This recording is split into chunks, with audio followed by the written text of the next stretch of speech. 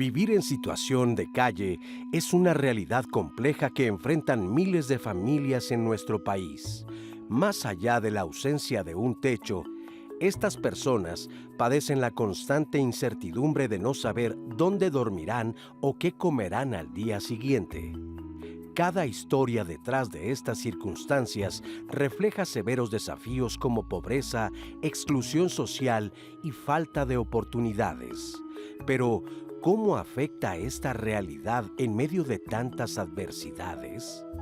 Para los niños, la vida en las calles significa perder acceso a la educación, herramienta que podría abrirles las puertas hacia un futuro distinto. Los adolescentes enfrentan riesgos aún mayores, como violencia y la pérdida de estabilidad emocional. Los padres cargan con la responsabilidad de proteger a sus hijos mientras intentan encontrar un camino para salir adelante, encarando un entorno que se dificulta a cada paso. En Diálogos en Confianza, exploraremos los impactos que esto tiene en la familia. Este espacio es una invitación a reflexionar sobre nuestra responsabilidad colectiva para generar un cambio y apoyar a quienes más lo necesitan. Hola, ¿qué tal? Muy buenos días. Yo soy Marisa Escribano y me da mucho gusto darle la bienvenida el día de hoy a Diálogos en Confianza. Hoy tenemos un tema muy fuerte y muy importante. Es un tema del cual a veces uno no quiere saber, a veces uno voltea la cara y es una realidad cotidiana en nuestro país y en muchos otros, pero nos interesa hablar de lo que sucede en nuestro país, en nuestras ciudades, cuando hay personas que viven en situación de calle. ¿Qué lleva a estos jóvenes en un principio, o a estos señores y señoras adultas, a vivir en situación de calle? ¿Cómo es esa vida? ¿Qué sucede con esas familias que se crean ahí en la calle? Eso es lo que vamos a estar hablando el día de hoy para que entendamos una de estas realidades que uno tiene que aprender a ver y que aprender a convivir y sobre todo a ver de qué manera se puede tender una mano, se puede ayudar. Como sociedad tenemos, yo creo, la obligación siempre de ayudarnos unos a otros y bueno, entender sobre todo cómo es este tipo de vida en situación de calle. Así que quédese con nosotros, acompáñenos, vamos a recibir por supuesto sus comentarios y nos va a dar mucho gusto que lo haga para poderlos platicar aquí con Azucena Celis. ¿Cómo estás? Hola Marisa, muy bien. Pues sí, efectivamente, yo creo que todos nos hemos preguntado alguna vez al ver a alguna persona en situación de calle, ¿cómo fue qué tuvo que haberle pasado para que llegara a ese punto de querer o tener que vivir en la calle o pasar sus días y sus noches en la calle? Entonces, bueno, justo le invitamos a que nos acompañe en este programa porque de eso vamos a estar hablando hoy con especialistas en el tema que nos van a explicar muchas cosas, porque así como tenemos dudas, también desconocemos muchas cosas de situaciones de las familias que viven en la calle. Así es que si tiene preguntas, si tiene incluso pues alguna experiencia cercana, nos puede escribir. Estamos totalmente en vivo en Facebook Live y en YouTube Live. Ahí cualquier comentario nos va a llegar aquí directamente y lo podremos leer en vivo. También nos puede marcar al 55 51 66 40 00. Ahí el centro de contacto con la audiencia tomará cualquier mensaje, comentario o pregunta que nos quiera hacer llegar y pues listísimos porque este tema es muy interesante. Así es, así es. Y bueno, quiero saludar a nuestras intérpretes de lengua de señas mexicana, a Lía Vadillo, que está ahorita con nosotros, y en un ratito más estará Jimena Raya también por aquí. Y le voy a presentar a nuestros especialistas con quienes vamos a platicar el día de hoy. Nos acompaña Georgina Moreno Navarro. Ella es psicóloga, defensora de derechos humanos y líder del proyecto de inclusión educativa para niñas, niños y adolescentes de población callejera en el Caracol AC y es miembro de la Red de Jóvenes Observadores y Defensores de Derechos en México, que forma parte de la plataforma TDH MX. Bienvenida, Georgina. Muchas gracias por el espacio. Al Espero contrario. que las contribuciones que hagamos ayuden mucho. Claro que sí, vas a ver cómo sí. Muchas gracias. También está con nosotros Juan Martín Pérez García. Él es coordinador regional de Tejiendo Redes Infancia en América Latina y el Caribe. Bienvenido, Juan Martín. Gracias, buen día. Y saludamos también a Jorge Vidal Arnaud, él es psicólogo, director general de ProNiños de la Calle IAP, con experiencia en el desarrollo comunitario y la ayuda humanitaria, con un enfoque en la infancia, la juventud y sus familias en situación de riesgo. Bienvenido, Jorge, muchas gracias. Muchas gracias. Al contrario.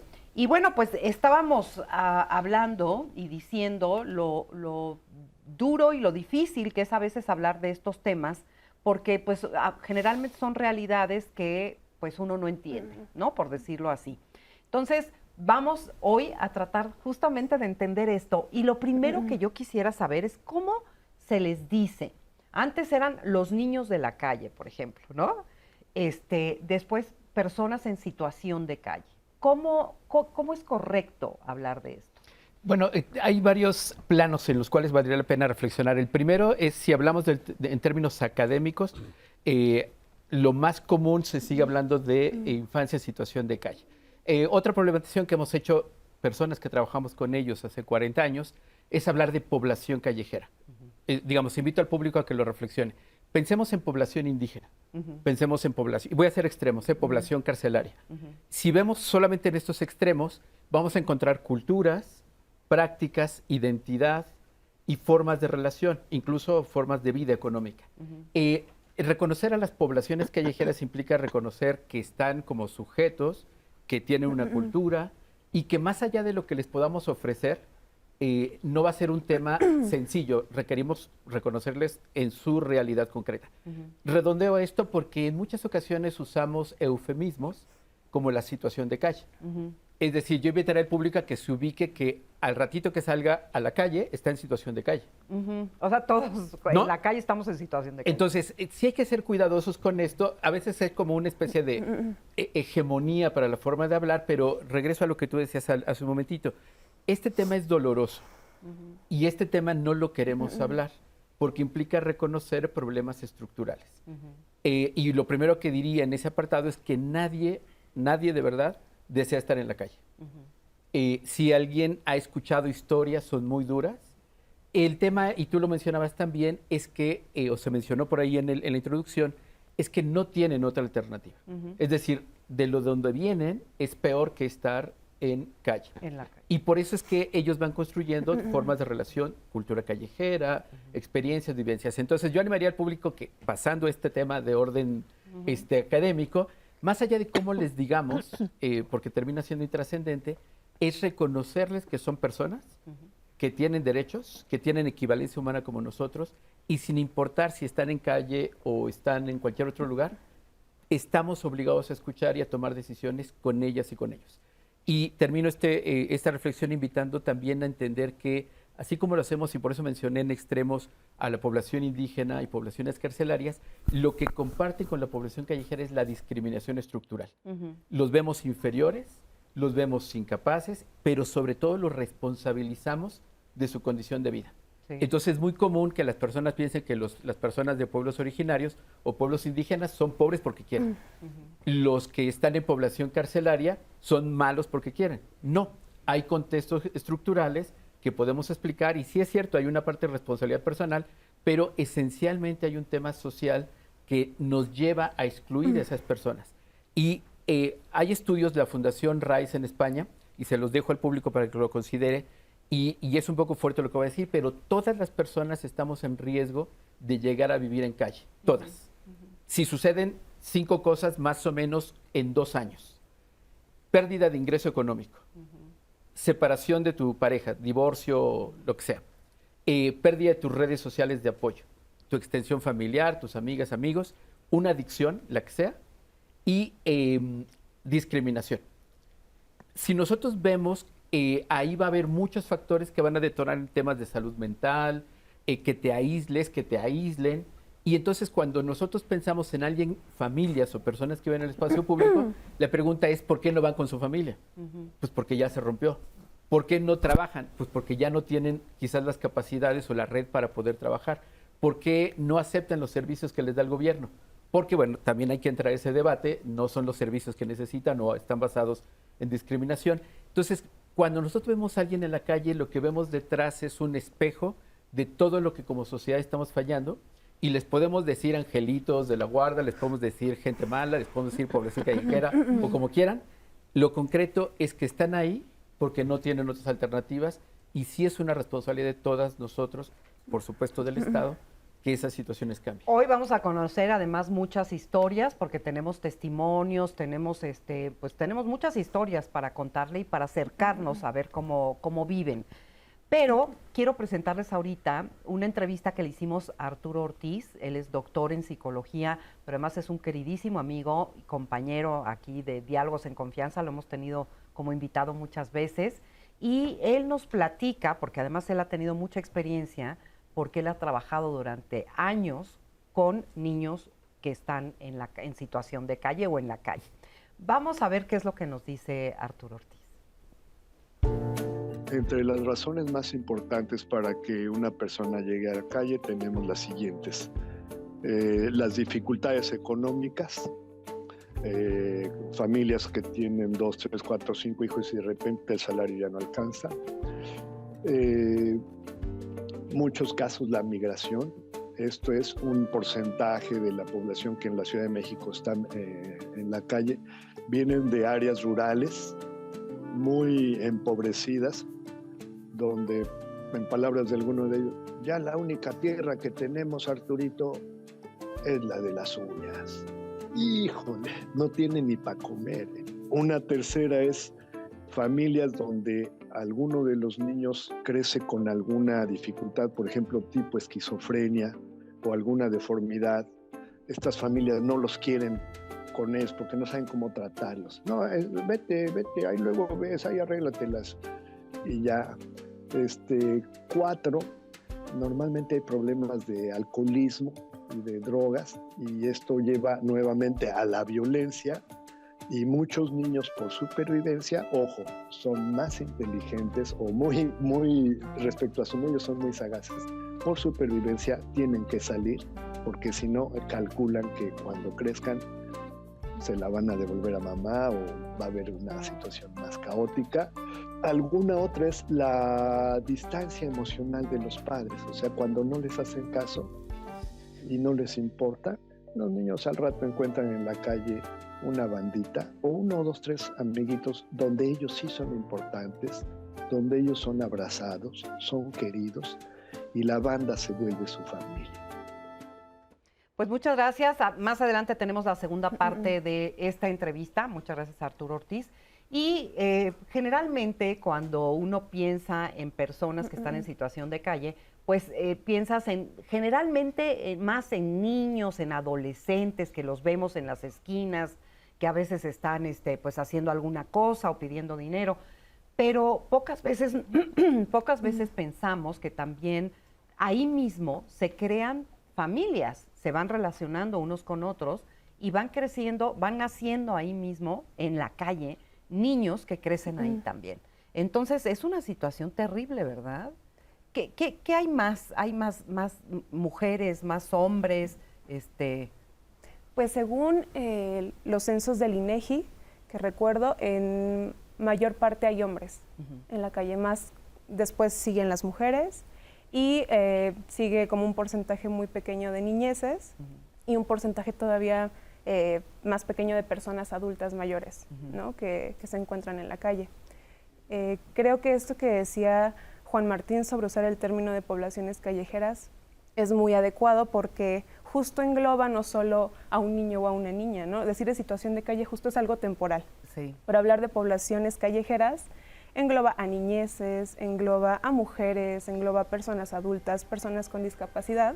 Y creo que es algo muy importante siempre pensar en la perspectiva de derechos humanos, ¿no? Hablar de poblaciones callejeras justo hace eso, ¿no? En lugar de denominarles de alguna otra forma.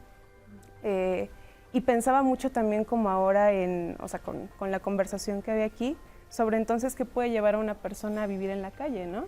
Esa pregunta, déjamela ahí tantito, porque vamos a ir a una pausa y justamente quiero, regresando, platicar con ustedes acerca de las causas, o sea, cuál es la razón, cuál es la historia detrás de cada persona que la hace acabar en la calle. Vamos a una pausa y regresamos, no se vayan.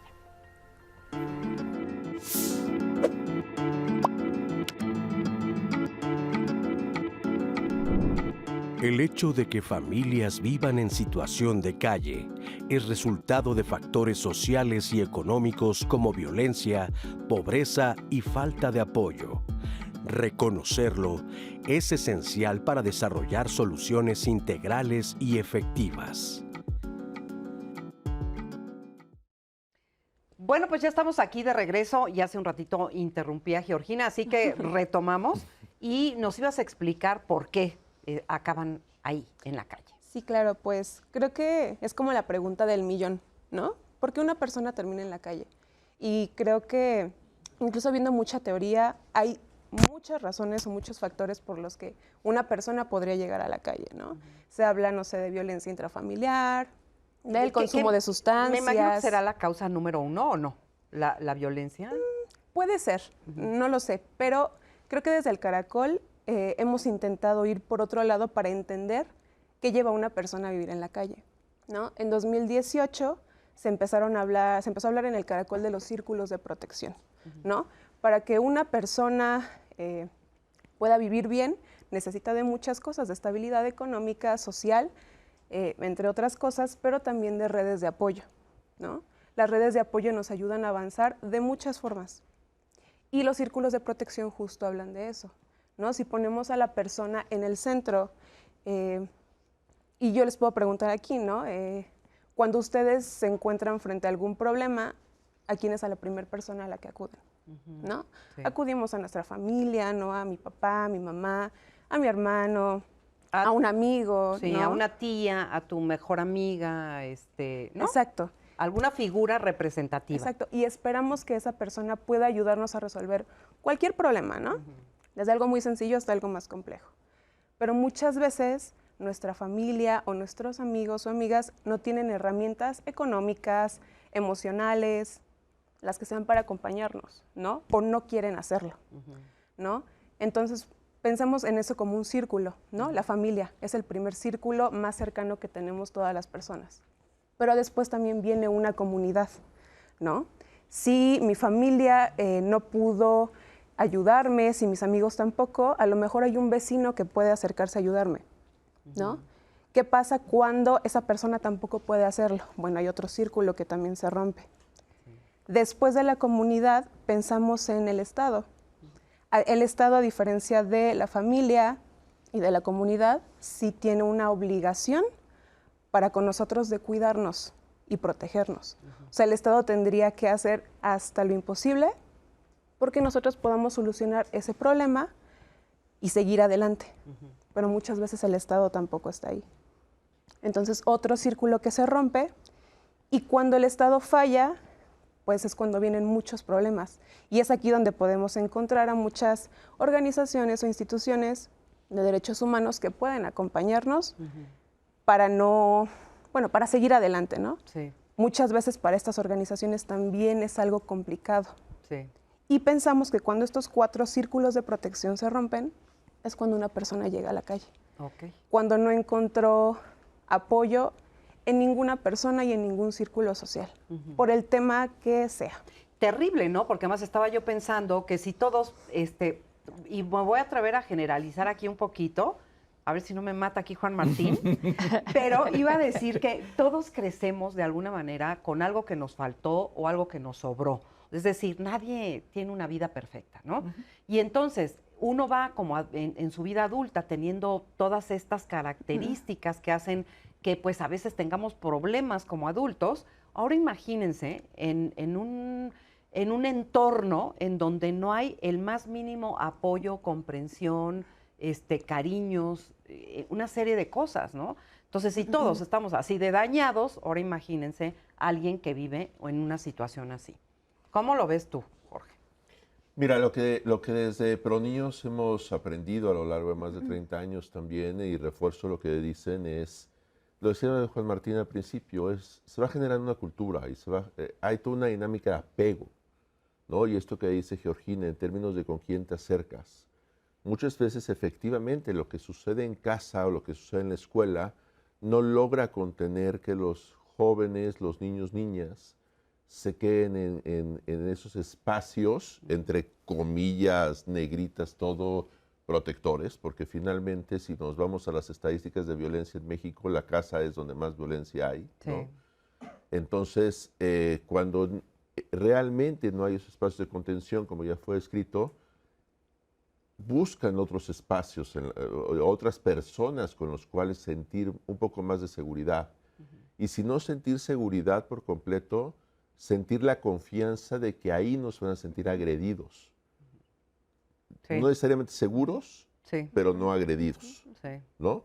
Y entonces cuando empieza la alta conexión con calle también, cuando entonces empiezan mucho tiempo a estar en calle y a tener una dinámica de vida ahí que se van insertando en un nuevo espacio, en una nueva dinámica cultural, ante toda esa falla estructural de la que ya se habló, Sí. ¿no?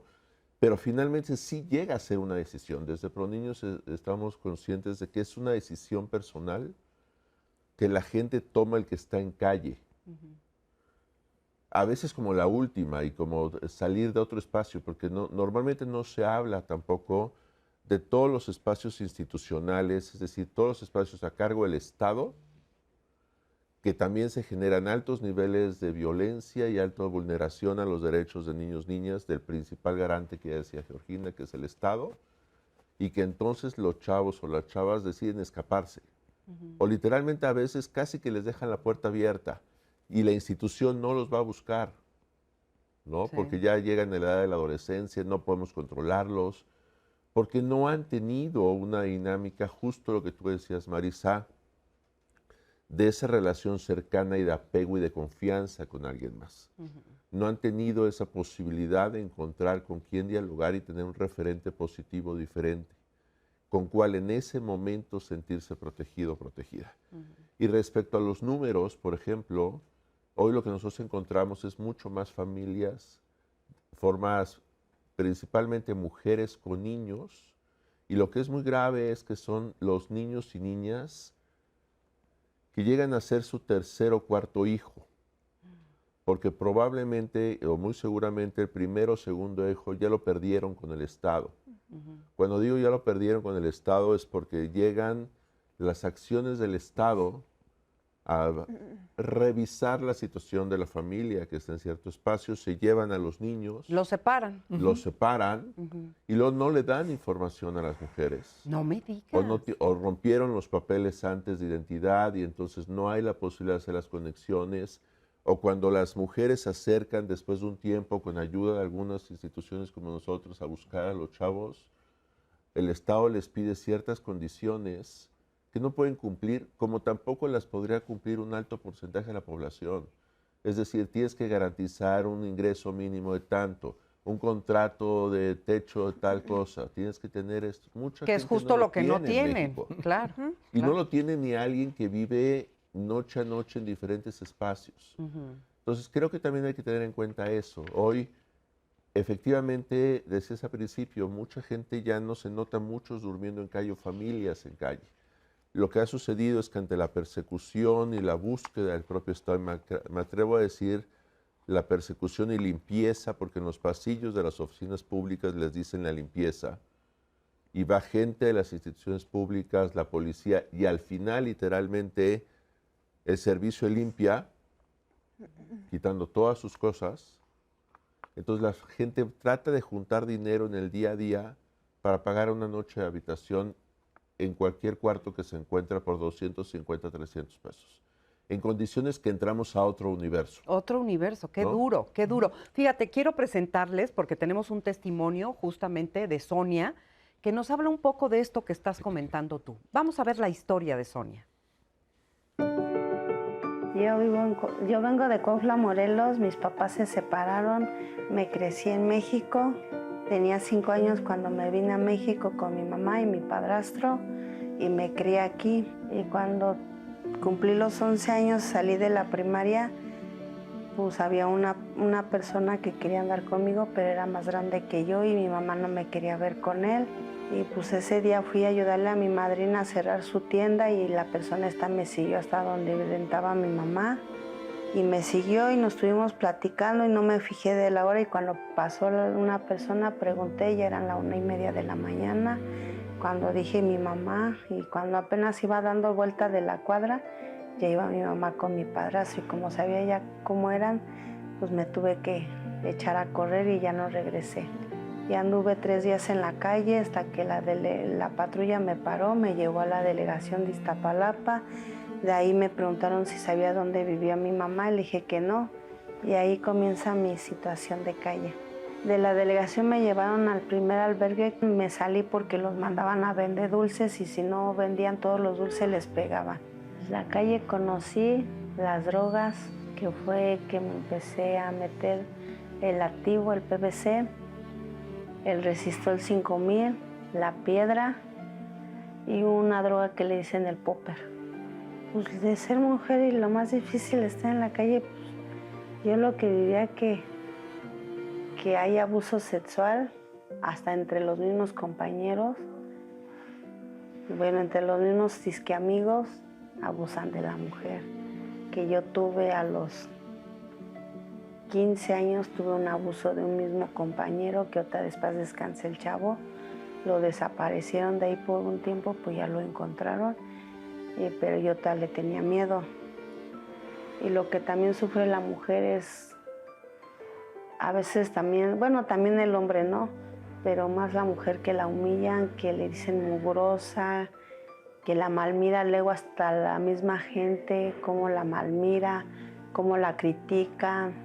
Cuando supe que estaba embarazada, pues dejé de drogarme, de meterme a un vicio y pues salí de la calle. Ahorita mi niño se llama Donay, tiene 8 años.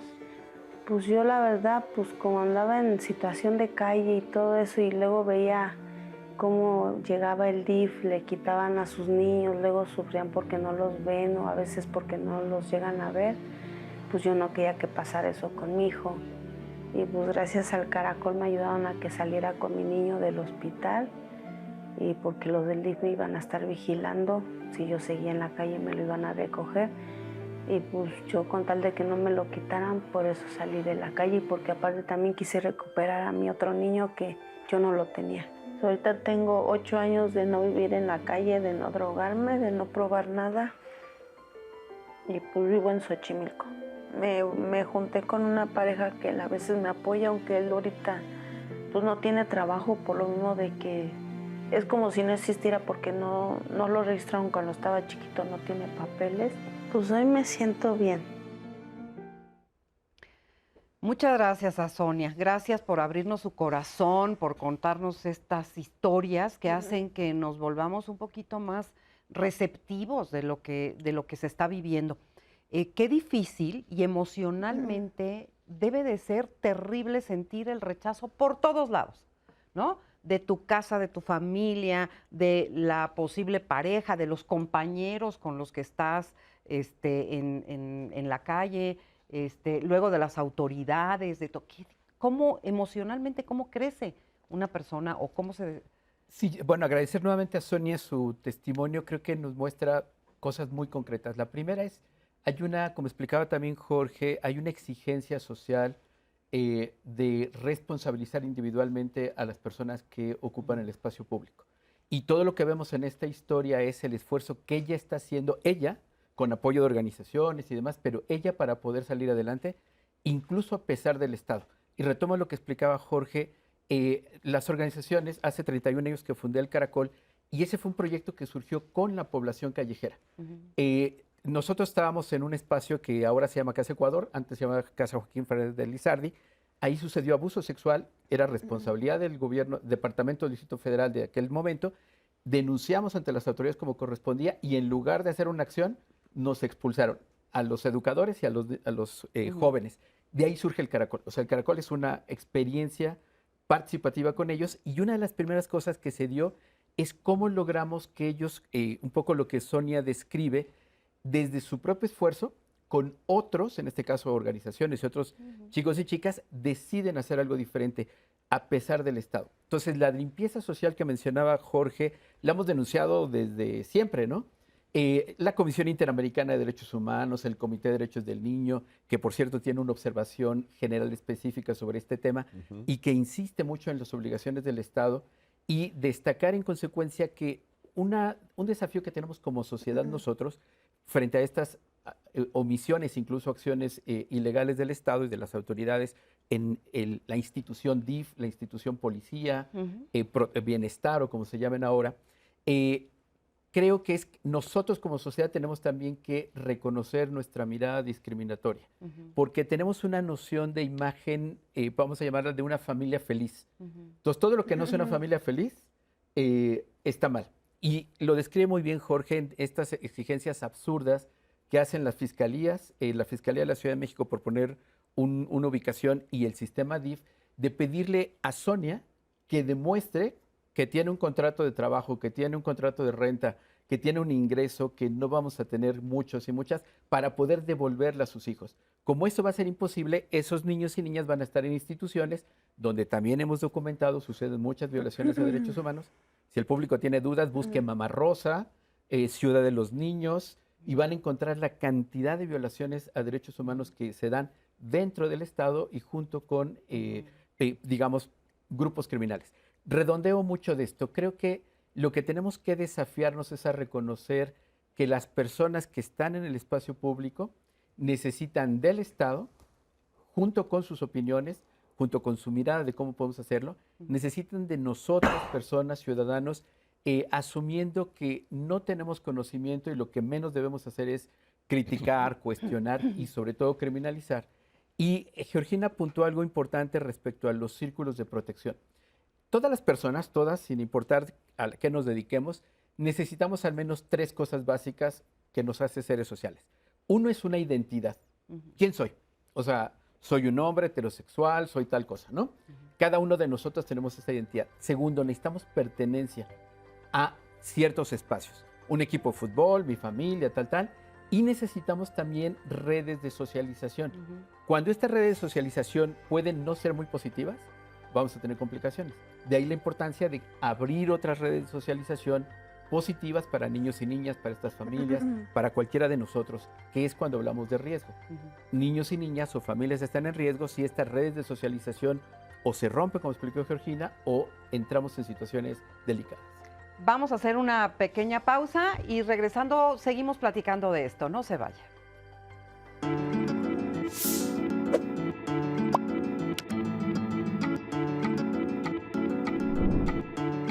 Los niños y adolescentes en las calles enfrentan desafíos que impactan su desarrollo emocional, educativo y físico.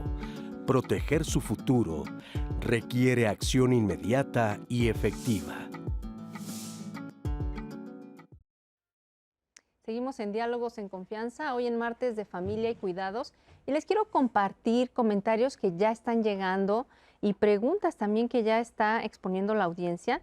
Nos dice por acá Fernando en YouTube, ¿cómo se ayuda a personas que caen en esta situación? Es dificilísimo, pero creo ronda en la dignidad y tener apoyo de donde sea. Se debe de tener al menos una palabra de aliento para estar en la calle.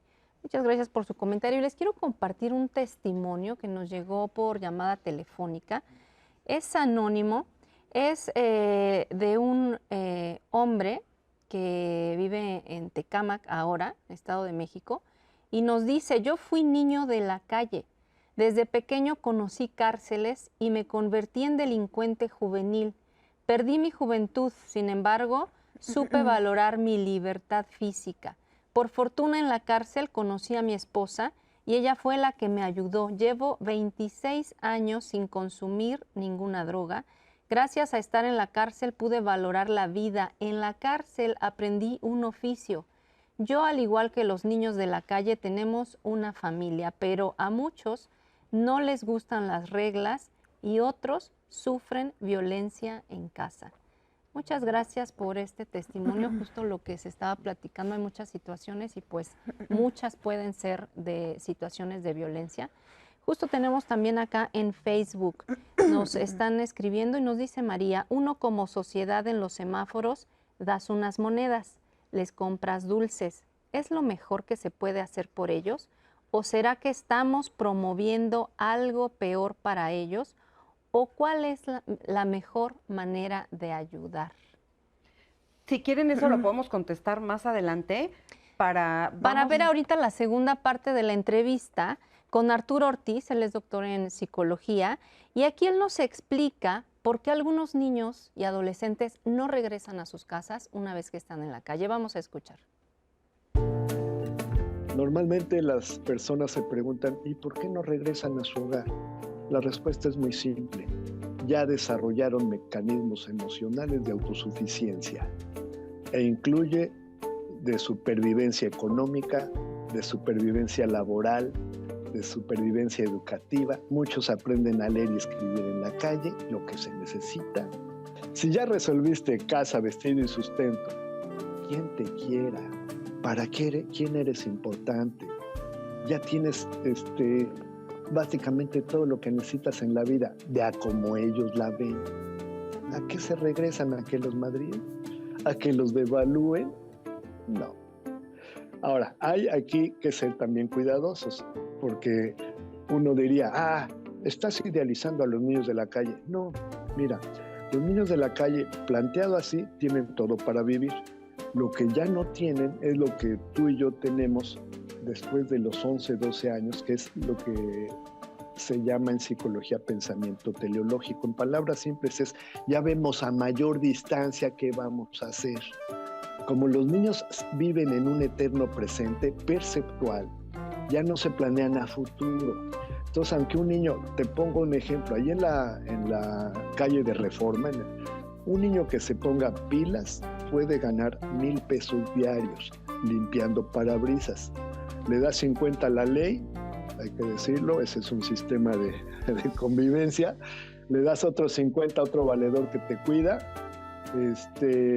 y te la pasas, 5 o 10 pesitos ahí por semáforo, y tienen calculado 1 o 2 coches acá mientras está el rojo, y luego se pone el verde, se van del otro lado, 5 o 10 pesos allá, Esos niños en realidad el dinero no lo necesitan. Cuando juntan 100, 200, 500, 1,000, es una lana que ellos se sienten millonarios. ¿Por qué no necesitan el dinero? Cuando quieren comer, le ayudan a un taquero a cargar cajitas de refresco. ¿Por qué no trabajas diario? Si trabajas 20 días al mes, ¿cuánto ganarías? Pues 20,000. Y si trabajaras 3 meses así, pues 60, carnal. Ya te compras un puesto significo, carnalito. No quiero, casi estoy bien. Ya no tienen ese es el pensamiento teleológico, ¿ven? Más a largo plazo. Entonces, por eso no salen de la calle, no es que sean tontos. Es que ya ese horizonte de percepción no existe en su mundo, en la concepción de su mundo. Gracias, Arturo, muchas gracias por estas explicaciones que pues nos hacen entender mucho más cómo se vive esta circunstancia. Pero eso se junta a lo que estaba hablando Sonia también y las preguntas que estamos recibiendo de entonces, ¿cómo se les echa la mano? ¿Cómo se les ayuda? Yo creo que lo primero es, como lo mencionó alguien de los comentarios, es un trato digno. Y esto implica ver a la persona. Es un poco difícil porque nosotros solemos ver el estigma y no ver a la persona. Piensen ustedes, igual regreso a estos contrastes de población carcelaria o población indígena. No estamos viendo a la persona, estamos viendo el delito que cometió, y como el testimonio que nos cuenta, y le agradecemos mucho el testimonio de encontró en la cárcel una reflexión, pero es posible que esta persona siga él mismo o su entorno viendo el estigma, el delito y la cárcel, no a la persona y el sujeto activo y que logró importantes cambios. Lo mismo pasa con la población indígena. Vemos su pobreza, vemos su cultura, vemos sus limitaciones desde el mundo occidental y no vemos a la persona.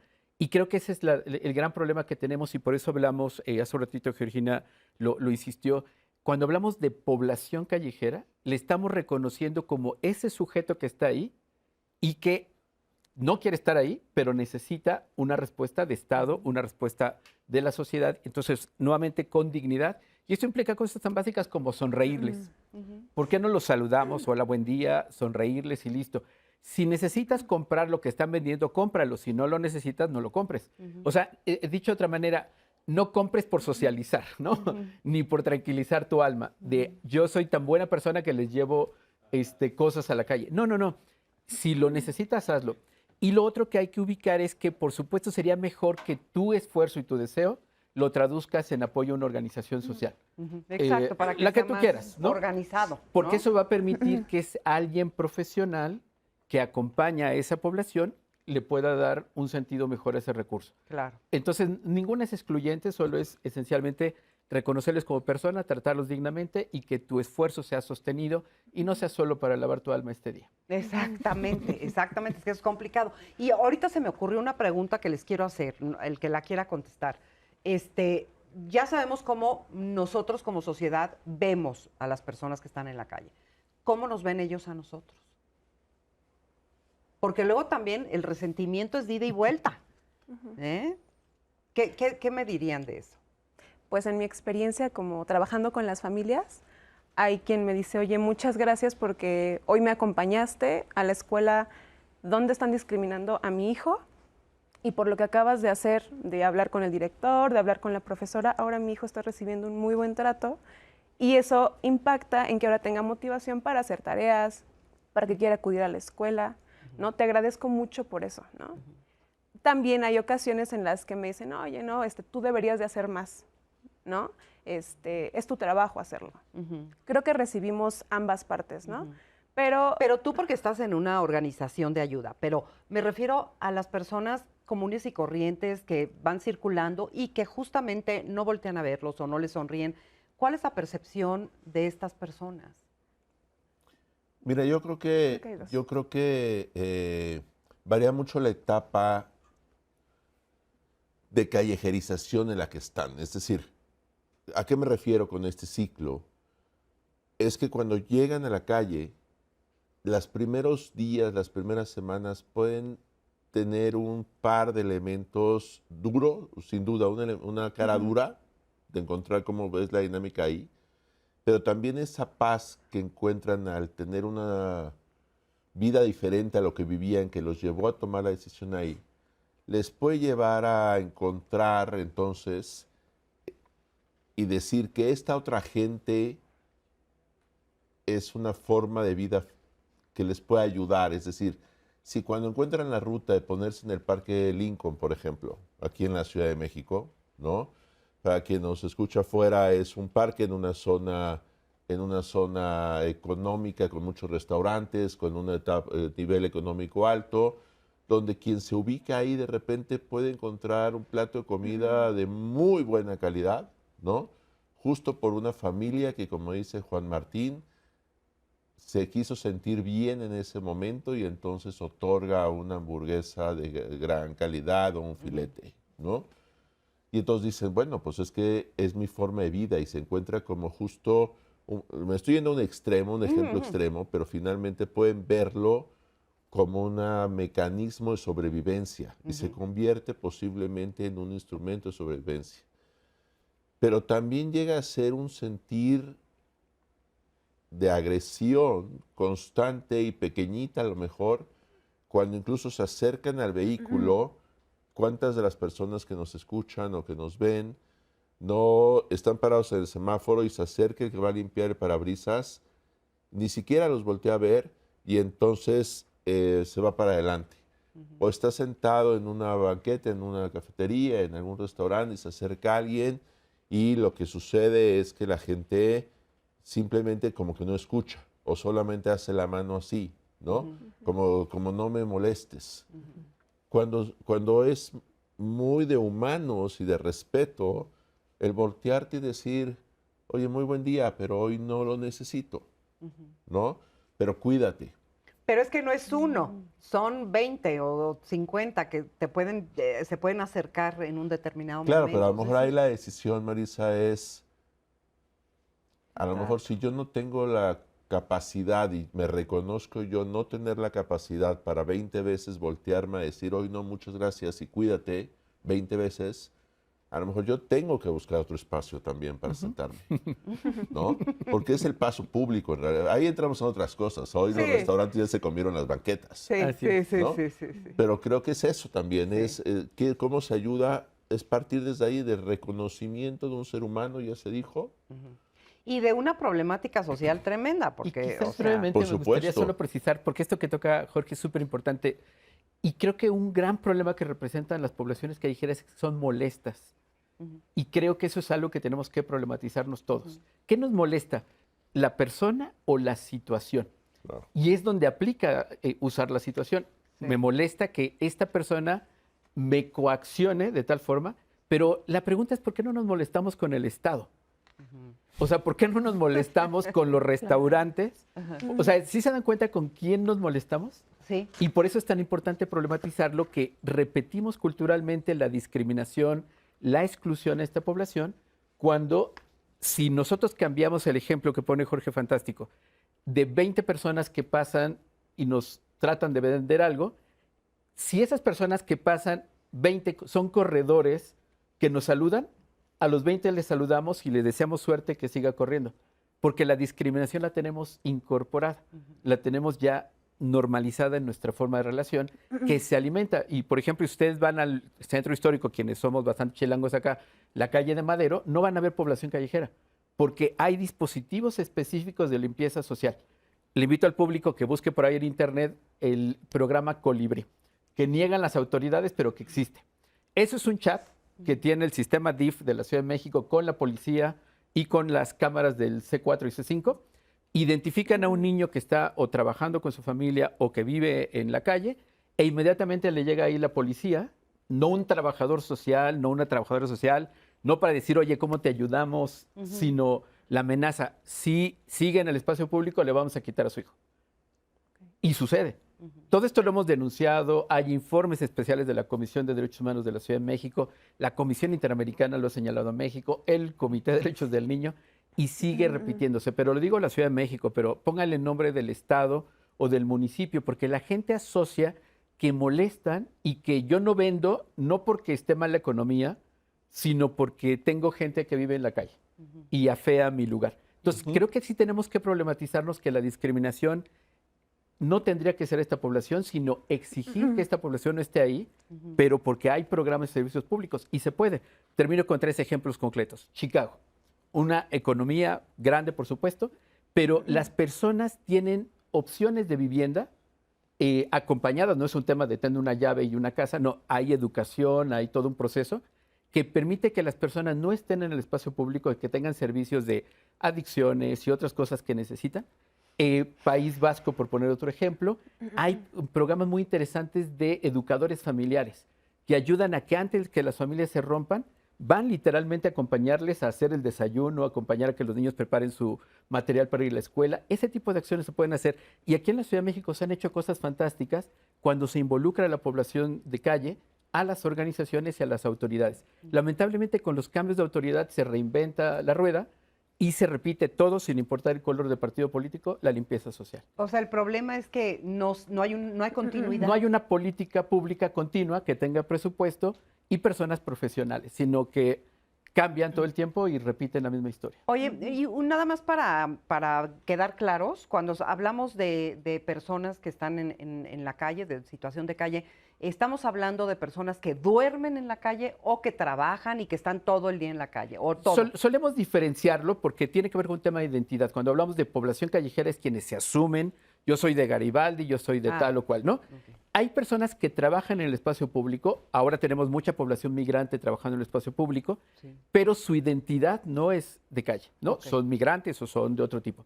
Entonces, obviamente comparten, coexisten en el espacio público, se ve luego en su apariencia física, cómo se bañan, hasta si traen perfume o no. Sí. La particularidad con la población de calle es que el deterioro físico y psicológico que viven es mucho más marcado, no por ellos, sino por toda la condición de discriminación, de rechazo y persecución que hemos tratado de explicar aquí. Fíjate, Marisa, que nuestra audiencia que está muy atenta nos comenta, por ejemplo, Esmeralda, concientizar a la ciudadanía es tan importante para solucionar este problema, pero de manera conjunta con el gobierno, justo lo que están diciendo. Y entonces acá nos pregunta Mario Telles, dice, entonces que darles dinero a los niños de la calle, comprarles los productos que te vienen a vender de chicles y todo eso, ¿está bien? ¿Está mal? ¿Si lo hacemos? ¿No lo hacemos? Pues yo la respuesta es la misma, es decir, si lo necesitas, cómpralo, si no lo necesitas, no lo compres. No lo hagas por ayudar, porque ahí ya falló. Ok. O sea, si quieres ayudar, exígele al Estado que tenga programas. Retomamos esto si quieres para que nos quede bien claro, pero después de esta pausa. Así que no se vaya, regresamos rápido.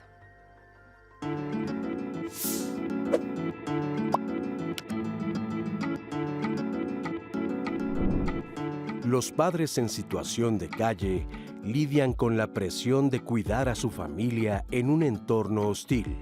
Sus esfuerzos cotidianos reflejan la necesidad de un apoyo que les permita reconstruir su estabilidad. El Caracol es una asociación civil que trabajamos desde 1994, o sea que ya llevamos 30 años en esta labor, y el objetivo de Caracol es transformar la vida de las personas que viven en calle o tienen experiencia de vida en calle. Trabajamos desde un enfoque de derechos humanos y perspectiva de género. Entonces nosotros vamos a ofrecerles información acerca del Caracol y les entregamos algunos insumos. En Caracol tenemos dos áreas. Una es la atención a niñas y niños y adolescentes y otra con adultos. Del área de atención a niñas y niños, lo que realizamos es un proyecto que es de salud física y mental e inclusión educativa. Con los adultos es lo mismo, que es atención a la salud física y mental, pero aquí empezamos a trabajar un proyecto que es de vida independiente, que las personas puedan tener un trabajo digno. El trabajo va variando. Nosotros nos acoplamos a cada uno de los proyectos viendo las necesidades de cada una de la población. Y cuando vamos observando que existen algunas dificultades, en este caso que no tienen acceso a la información, que se les dificulta el poder tener algunos insumos, nosotros eso nos ayuda como medio para podernos comunicar de manera más sencilla con la población y ahí empezar a crear un vínculo para que conozcan el trabajo que nosotros realizamos para poder tener una vida fuera de las calles. La importancia del Caracol es que las personas de población callejera se reconozcan como sujetas y sujetos de derechos humanos.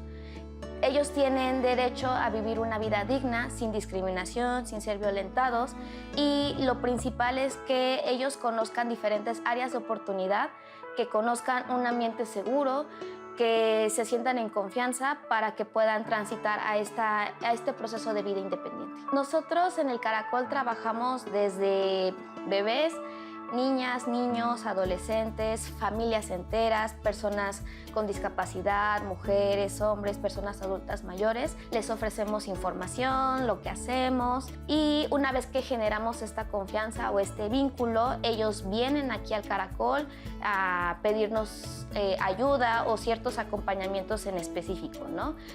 Como les comentaba, nosotros acompañamos desde la Defensoría de Derechos Humanos y a veces ellos lo que necesitan son cosas muy básicas como tramitar su acta de nacimiento, como poder tener acceso a la salud, que sus hijas e hijos entren a la escuela. Nosotros podríamos decir que es algo básico, pero realmente es algo que a ellos les cuesta porque les niegan el acceso a estos espacios, desde el cómo se ven, desde el cómo se visten. Entonces nosotros los acompañamos a estos espacios para garantizar el acceso a su derecho a la identidad, a la salud o a la educación, entre otros. Bueno, pues ya estamos aquí de regreso y pues tú formas parte de este grupo. ¿Cómo es tu experiencia? ¿Por qué entraste? Además me interesa saber por qué empezaste a interesarte en todo esto y desde qué lado has estado ayudando. A ver. Ok, pues yo inicié en el Caracol en 2019 porque entré por mis prácticas profesionales de la universidad. Era una opción para el servicio social, ¿no? Y para prácticas. Me llamó mucho la atención porque desde la psicología no encontraba otro espacio donde pudiera abordar esta problemática, ¿no? Siempre era mucho desde la salud, en hospitales y demás. Pero a mí me interesaba saber cómo yo podía hacer para contribuir desde la psicología con alguien que viviera en la calle, ¿no? Yo desconocía totalmente la cultura de calle, qué implica ser una mujer que vive en la calle, qué implica para un niño o una niña vivir en el espacio público. Entonces entré por ese interés, ¿no? ¿Y qué encontraste? O sea, encontré primero que yo no estaba sensibilizada y que lo necesitaba, ¿no? Y era algo que igual quería mencionar antes, Este estigma con el que vemos a las poblaciones callejeras se llama aporofobia, ¿no? Que es la aversión, el miedo o el rechazo hacia la pobreza o hacia las personas pobres, que es parte de una cultura, ¿no? Porque tu mamá te dijo que son así, porque el vecino te dijo que son así, o sea, nos vamos creando ideas sobre lo que es la población de calle.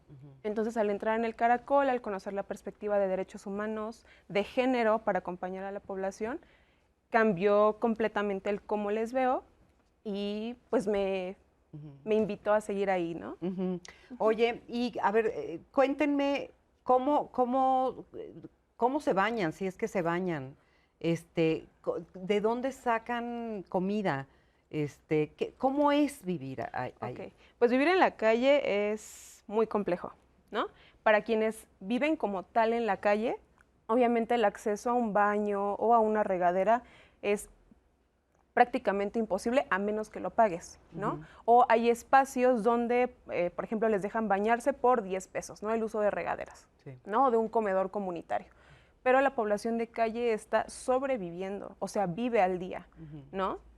El que tenga un ahorro a lo mejor para un cuarto a veces es muy complicado porque al día tiene que comer, porque al día tiene que cubrir pasajes, porque por un sinfín de cosas, porque tiene que cubrir el baño, ¿no? Entonces, fíjate, te hago un paréntesis para decir que uno pudiera pensar que si vives en la calle no pagas nada, no te cuesta nada, y es totalmente equivocado. Muy caro. Es muy caro vivir en la calle también, Claro. porque además, como decías hace rato, pues también hay que pagarle a lo mejor a la patrulla para que no te lleve. ¿no? Y justo la semana pasada conocí a una mujer que me decía que apenas llegó a la calle y dice que ahora paga un hotel donde le cobran 350 a la noche.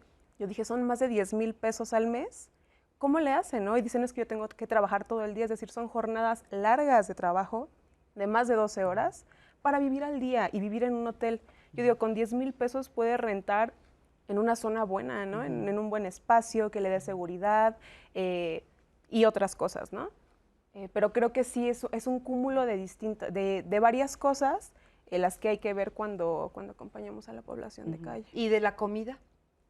Pues la comida es otro tema igual, o sea, el trabajo generalmente de la población callejera es informal, ¿no? Es a lo mejor quitando puestos en la calle o ayudando a alguien, entonces pues no te da seguridad social ni nada, pero de eso tienes que, pues, que obtener tu alimento, ¿no? O comprarlo. O lo que te dan o lo que encuentras. O lo que te dan, sí. Hay otra realidad que también no quiero que dejemos a un lado porque me parece que es muy importante y lo estamos viviendo ahorita, que son los migrantes, que también están muchas veces en la calle, no tienen trabajo, no tienen dónde vivir muchas veces. Vamos a ver esta historia de una mujer migrante. ¿Cómo fue su historia? Yo nací en El Salvador, en Usulután. Yo me vine con mis papás cuando tenía 6 años. Primero llegamos a Guatemala, de ahí a Chiapas. Ya en Chiapas pues perdí, pues prácticamente ya no supe dónde quedaron mis papás.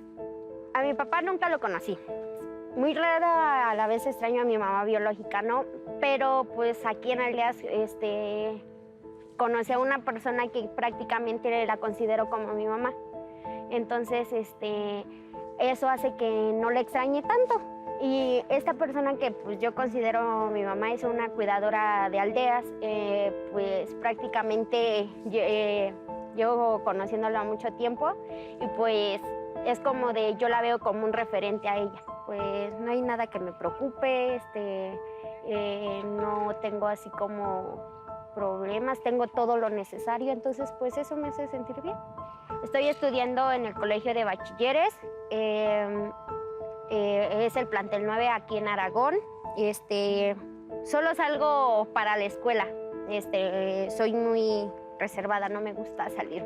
Yo en un futuro me veo estudiando médico forense. Ya cuando llegué a Aldeas, pues Aldeas fue el que se encargó de pues sacar mis papeles y ya fue por ellos que empecé a estudiar y todo eso, y ya por ellos puedo, si me enfermo puedo ir a un hospital y ya es como de, pues me abren mi expediente y ya está ahí. En Aldeas vivo una vida normal, es como si pues fuéramos una familia porque literal hacemos todo, somos normales, una familia normal, es como de tal día pues organizamos para ir al cine, salir o así. Entonces en esta parte pues obviamente tenemos que salir ya que apoyamos a las tías por ir a comprar y todo eso. Para la sociedad puedo ser una migrante, pero yo en lo personal me siento pues mexicana ya por el tiempo que llevo aquí. Gracias nuevamente por sus testimonios y por compartirnos estas historias de vida que nos abren a otro tema completamente que era pues todavía aún más desconocido aquí, que es el de la migración, ¿no? A lo mejor nosotros éramos los que migrábamos como mexicanos a otros lados, pero pues que vengan a nuestro país. ¿Cómo es esta situación? ¿En dónde están? ¿Qué hacen, Jorge? Mira, creo que justo lo que dices. Primero hay que reconocer que México en los últimos años se ha vuelto un país con un flujo mayor de personas que tienen que permanecer en el país porque su deseo seguirá yéndose hacia los Estados Unidos, pero tienen que permanecer en el país con la esperanza de tener algún permiso regulatorio. Muchos hemos oído de Chiapas, pero cuando nos venimos a Ciudad de México, pero es lo mismo en Chiapas, tienen que esperar en campamentos improvisados, en espacios improvisados, o aparentemente improvisados, porque ya también es cierto que muchas veces, ahorita lo hablábamos en el corte, existen grupos que controlan esos espacios. Y entonces lo que sucede es que rentan esas casas de campaña, rentan ese rancho que se llama, que son casetitas de lámina, cartón o esto, o incluso venden. O sea, si tú quieres entrar a ese espacio, cuando yo me voy me tienes que dar 1,500 pesos, que es como una especie de depósito, ¿no? Y después sigues pagando la renta semanalmente a un jefe de unidad que está en el jefe de control ahí, o jefa, ¿no? Y pero lo que sucede es que llega a haber familias con todas las políticas estadounidenses, esto que no nos metamos en eso ahora, sino lo que viven en calle, es que llega a haber familias que ya tienen entre 12, 15, 18 meses aquí, es decir, año y medio ya en la Ciudad de México, en esas condiciones, esperando la famosa cita de migración. Pero mientras están en Estados Unidos, o con la Comar, o con Estados Unidos, pero mientras tanto tienen una vida de contacto en calle y tienen una dinámica en donde los chavos los encuentras en las estaciones, en los semáforos, por ejemplo, en la estación de Vías Misterios, ahí hay chavos venezolanos que están limpiando parabrisas, hay chavos que se están yendo ya a trabajar en otros espacios, están siendo reclutados por grupos, separan coches también allá a pedirle a las niñas y a las jovencitas que hagan ciertas actividades, ¿no? Y se vuelve una dinámica. ¿Por qué? Porque muchas veces los hombres, porque ahí generalmente viven familias, eso es importante decirlo, y tiene relación con el tema de hoy aquí en Diálogos en Confianza. Y son familias o grupos familiares que buscan llevar a los niños. Pero entonces el hombre o la mujer procura salir a buscar durante el día algo de dinero en trabajos informales como cualquier nacional. Ahora los vemos con letreros que dicen, ¿no? Soy inmigrante, no tengo dónde vivir, ayúdeme. Esa es una forma también. Y antes no veíamos eso. Otros están trabajando muchísimo dentro del propio comercio informal, porque además les pagan menos. Claro. O sea, si de por sí ya pagan poco en el trabajo informal, por ejemplo, le invito al público que vaya a zonas comerciales, centro histórico o cualquier otra zona comercial, y va a haber muchísimas personas migrantes. La mayoría tenemos venezolanos ahora, centroamericanos sigue siendo también como los prioritarios, pero esto que comenta Jorge es súper importante. O sea, al final las formas de sobrevivencia son muchas y los grupos criminales han encontrado en ellos literalmente víctimas, pues literalmente a flor de piel, o sea, que pueden extorsionar. Salen de sus lugares de origen buscando una vida mejor, como nos sucede también a los mexicanos cuando van a otros lugares, y resulta que se encuentran con algo peor de donde salen, porque ahora están diferente, porque están sujetos pues a estas mafias y a estos abusos también, ¿no? Así es, que tienen además, hay que decir, complicidad con las autoridades. Tienes un testimonio. Fíjate que tenemos un testimonio, nos dice Iván Molina, Aldeas Infantiles SOS México se ha mantenido desarrollando una labor muy loable con la infancia migrante, principalmente aquí en Tuxtla y Comitán, en Chiapas. Muchas gracias por su comentario. Y justo tenemos un testimonio, es un testimonio anónimo de una mujer migrante que nos comparte cómo vive justamente en Aldeas SOS. Vamos a escucharla. And I'm 16 years old. I'm from Congo. Tengo 16 años. Vengo del My Congo. destiny was in Mexico. Llegué a México hace un año. No buscaba en realidad quedarme en México, pero este país tiene lo necesario para ser feliz. No me considero migrante y sé lo que significa ser un migrante. Yo soy una refugiada de este país, el cual me lo ha dado todo. Pasé varios países antes de llegar a México, pero en ninguno me sentí como aquí. Muchas veces, en estos momentos difíciles en Congo, cuando todo estaba mal, trataba de hablar con Dios y le pedía que me sacara de ahí. Hoy, con los años, sé que Dios escuchó mis plegarias. Me siento una mujer fuerte y hoy sé que todo se puede lograr. Lo que yo le puedo ofrecer a todas las personas que me ayudaron es mi gratitud y amor para ellos. Me gustó mucho porque dice que en México hay todo para ser feliz. Qué bonito nos ven desde otros lugares. Hay que escucharlo. ¿No? A veces tienes que escucharlo de alguien que no vive aquí para que tú digas, ay, caray, ¿no? Y yo tengo todos estos privilegios, ¿verdad? Vamos contigo. Más comentarios, miren, acá nos escribe Miguel y nos pregunta, ¿qué tan cierto es que ya hay generaciones de personas en situación de calle y que es muy difícil reintegrarlos a una vida normal? Y lo pone entre comillas. ¿Por qué es difícil que reintegrarlos? Mira, yo diría 3 cosas básicas. No hay vida normal. Precisamente es la trampa de la familia feliz. Las personas sufren mucho buscando la familia feliz que no existe. Entonces, creo que eso es lo primero que hay que superar. Segundo, las personas están viven en la calle, no pierden su infancia, no se la roban, tienen una infancia callejera. Y lo más importante de esto es lo que necesitamos es reconocer que necesitan al Estado en los servicios públicos que todas y todos tenemos derecho, y al mismo tiempo necesitan a las comunidades. Si por alguna razón las comunidades tienen muy incorporada la discriminación, van a negarles sus derechos también, y ellos van a tener que sobrevivir a pesar de las comunidades o a pesar del Estado. Entonces, ¿hay posibilidades de que sean parte de la dinámica social? Ya lo son. ¿Hay posibilidad de que tengan una vida diferente? Sí, si tenemos respuesta del Estado, si nosotros como sociedad cambiamos nuestra forma de relacionar con ellos, y muy importante, si les escuchamos. ¿Ellos querrían? Claramente quieren. Sí, o sea, sin todo duda. el tiempo están luchando para que los vean. Por eso es que están tan visibles. Porque lo que están diciendo, mira, aquí estoy, ¿no? O sea, necesito que me escuches. El gran problema que tenemos, entre otros, es que desde el escritorio, desde una posición de privilegio, estamos queriendo decidir lo que es su vida normal y no existe.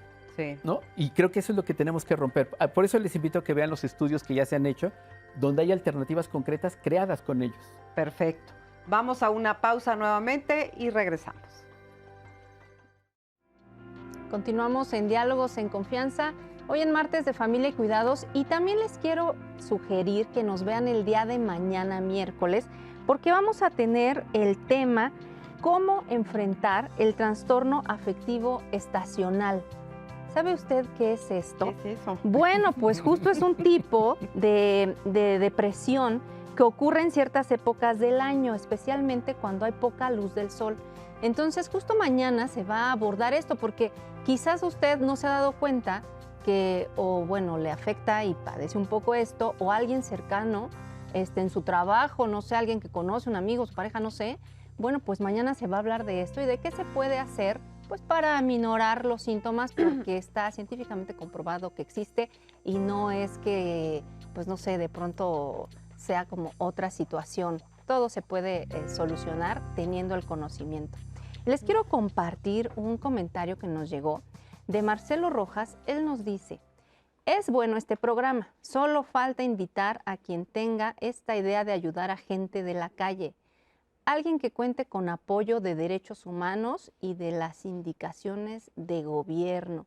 Fíjese que los especialistas que están hoy en el panel justo tienen esta especialidad. Ellos trabajan directamente con gente en situación de calle, trabajan temas de derechos humanos y justo saben perfectamente de lo que nos están compartiendo a todos los demás que pues efectivamente no estamos tan de cerca con este tema. Es que quédese, síganos viendo, porque seguramente de aquí a que mandó el comentario ya se dio cuenta que ellos tienen conocimiento. Ahora vamos a ver esta entrevista con Janet Delgadillo, que justo nos comenta qué es Aldeas SOS.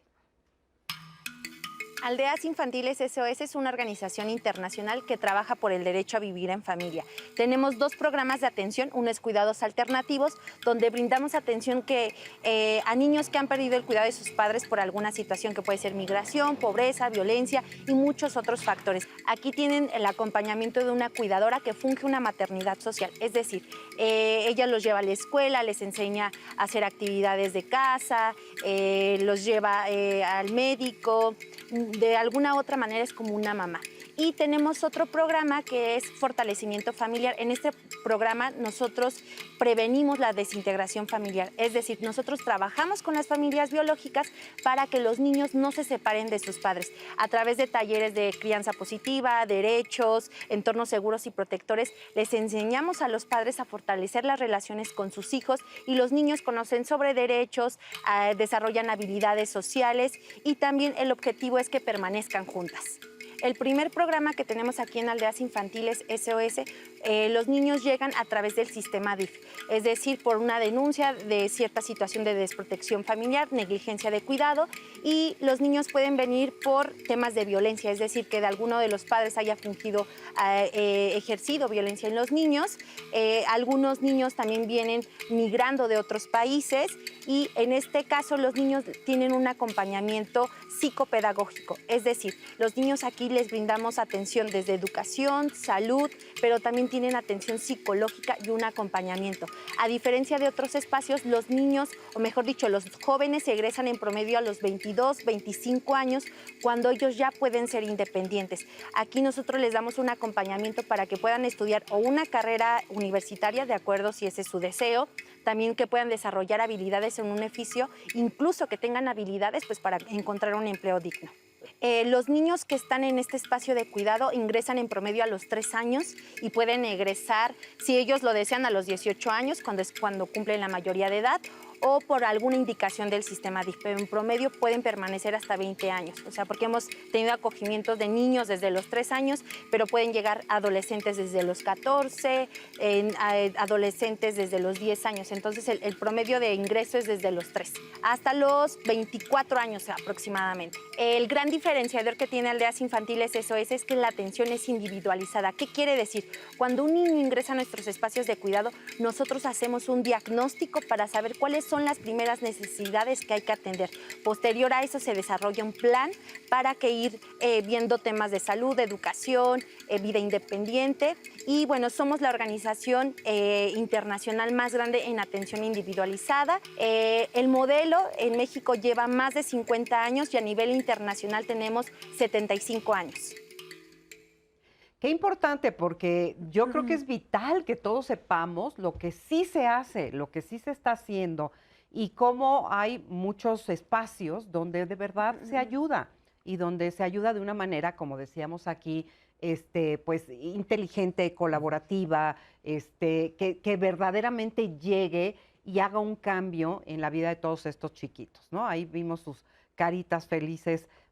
Me encantó el término de maternidad social, ¿no? Es un término que explica muchísimo. Como sociedad, pues tenemos que maternar también a todos estos niños que están por ahí y que además, pues todos al final de cuentas lo que pedimos es cariño, que ser vistos por alguien, ser comprendidos y escuchados y cariño, ¿no? Que es lo que uno necesita así como básico para vivir. Tú hace rato me dijiste que querías comentar, o sea, ¿ustedes qué están haciendo? Ahí había una pregunta también por parte del auditorio. ¿Qué de lo que estás haciendo te parece que es algo muy importante, vital, y qué experiencia te está dejando eso? Mira, y sobre todo creo que buscando contestar la pregunta que agradecemos hagan sobre las organizaciones y quienes estamos aquí. Más que lo que yo estoy haciendo es lo que hace todo un conjunto de más de 40 colegas en ProNiños de la Calle, que tiene 31 años caminando en las calles en el día a día. Un equipo, una brigada que está de educadores de calle recorriendo las calles de la Ciudad de México, ubicando niños, niñas, familias, ¿no? Personas con las cuales podemos entonces invitarlos primero a un centro de día. Tenemos un espacio donde los niños, niñas pueden entrar a bañarse, claramente desayunan, tienen un espacio de formación educativa, cambios de ropa, cosas que parecen esas cosas básicas, ¿no? Con algo muy elemental, Marisa, y al público decir, cuando entran a bañarse se ven a un espejo y cómo se ven después de salir del espejo, buscando que ellos se encuentren, que pueden tener una alternativa diferente, ¿no? Es el centro de día. Buscamos la incorporación educativa, como lo hace también el Caracol, que lo veíamos en su cápsula, o como lo hace Aldeas.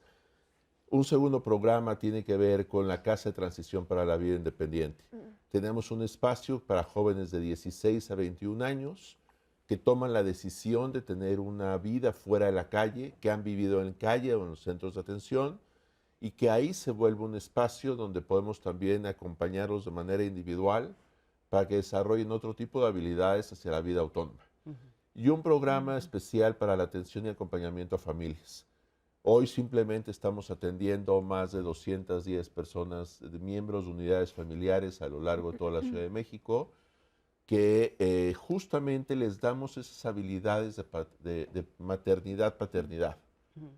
Cómo pueden tener una mejor comunicación, cómo pueden tener una comprensión, primero, y lo decía Juan Martín en el corte, de que vivir en familia es un derecho. Los niños, niñas, el ser humano tiene el derecho de vivir en familia, con las características que tenga. Sin embargo, procuramos que vaya teniendo una relación basada en el respeto, en el reconocimiento de la otra persona como un ente individual. Y con esto en un acompañamiento, diálogo e idealmente amoroso también, que permite entonces garantizar en ese sentido otro tipo de derechos como la educación, la salud. Lo que hacemos desde las organizaciones que aquí se representan, y veo directamente a la cámara porque decía Juan Martín, es posible apoyar a cualquiera de las organizaciones. Ahí están las páginas de internet para ver qué es lo que hacemos y ver cómo, el otro día sacaba, y lo digo en un dato curioso, en estas 43 personas que formamos Pro Niño, hay más de 380 años de experiencia en el trabajo con niños y niñas y más de 280 años de experiencia profesional en el trabajo con niños y niñas de la calle en Ciudad de México. Eso vale muchísimo. Y lo que quiere decir es la garantía de que la inversión que se puede hacer en la infancia a través de las organizaciones tiene muchísimo valor. Entonces invitamos mucho al público a apoyar a cualquiera de las organizaciones para que esto se pueda dar así. Claro. Oye, por ahí nos están diciendo que quedó pendiente el estudio este que nos ibas a platicar. Sí, les sugiero que puedan buscar, ya ven que ahora encontramos la mayoría de cosas en internet, busquen diagnóstico de derechos humanos de poblaciones callejeras, para quienes quieran profundizar y entender más estos factores estructurales de Estado y de política pública. También les sugiero que busquen otros, bueno, con mi nombre, Juan Martín Pérez García, van a encontrar muchos artículos académicos, apuntes para comprender a la infancia callejera. Ese ya es un documento viejo que publiqué en España. Y les recomiendo otro que se llama Discriminación Tutelar. Así, búsquenlo, Discriminación Tutelar, aparece mi nombre.